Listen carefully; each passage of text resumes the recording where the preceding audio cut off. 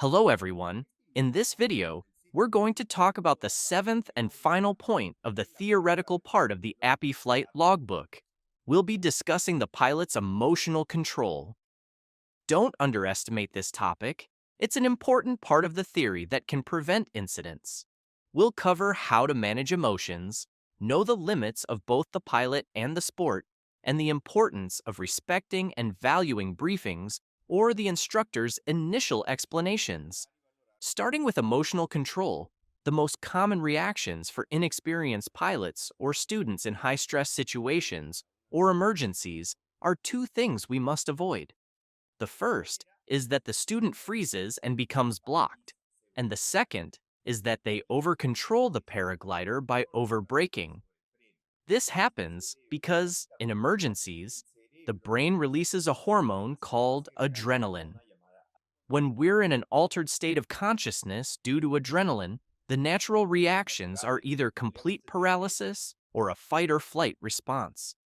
In the case of paralysis, the student becomes unresponsive, not following the instructor's commands, such as turning left or right, raising their hands, or braking the glider.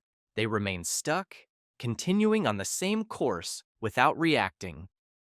In the case of a fight or flight response, heightened by adrenaline, the student overbrakes the paraglider, pulling the brakes abruptly on one or both sides, or they rapidly let go and then pull the brakes again, overcompensating the glider.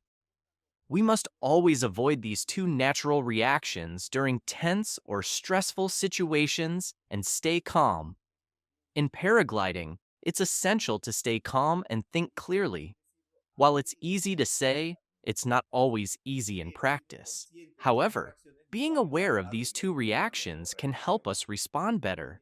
Takeoff, or even just before takeoff, is a good time to manage your emotions.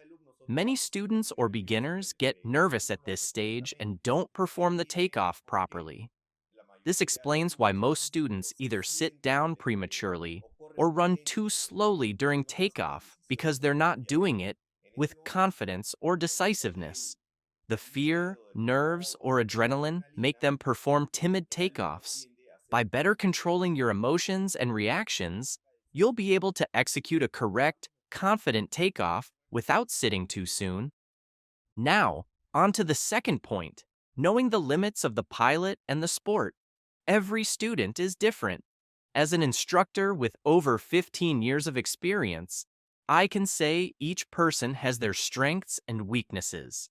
It's also important for us as students to recognize them.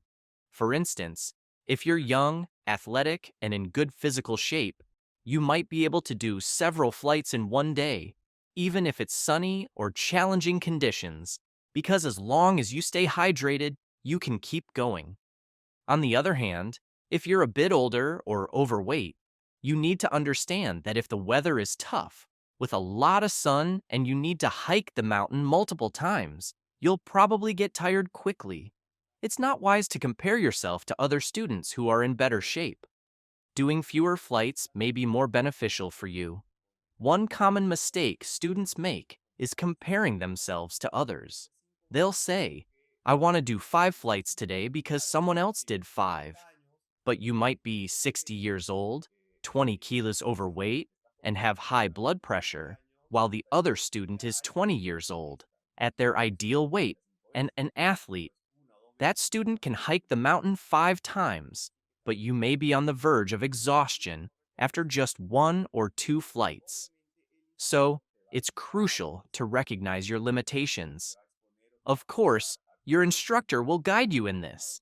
They won't push you to do more flights or put you in risky situations. But some students can be stubborn and pressure the instructor to keep up with their classmates. Paragliding is becoming increasingly safe, and I wouldn't classify it as a high-risk sport anymore. However, it still carries certain risks, and if you're going to take up the sport, you must be aware of that.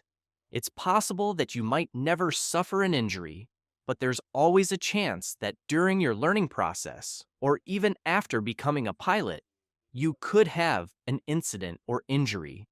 You need to be conscious of this. It would be irresponsible for both the instructor and yourself to assume that paragliding is as safe as playing chess. It's not. There's some risk involved, and you need to be willing to accept that.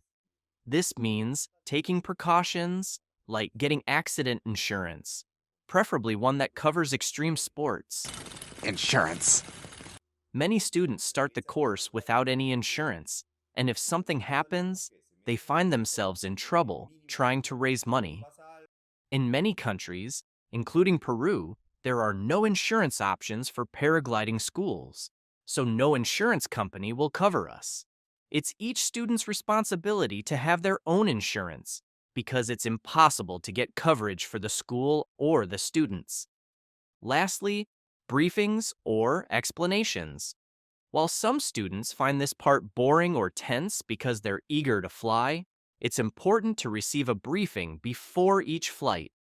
This covers the techniques you'll use, the dangers in the area, the characteristics of the flight, and the objectives your instructor wants you to achieve. These briefings are usually short.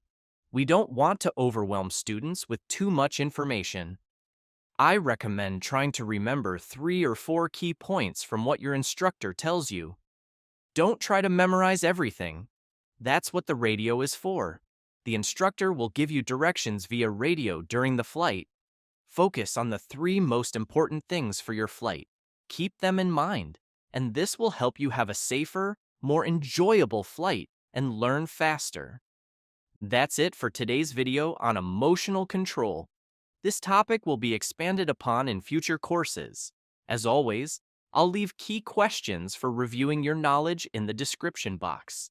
Thanks for watching, and don't forget to like and subscribe to my channel. See you in the next video.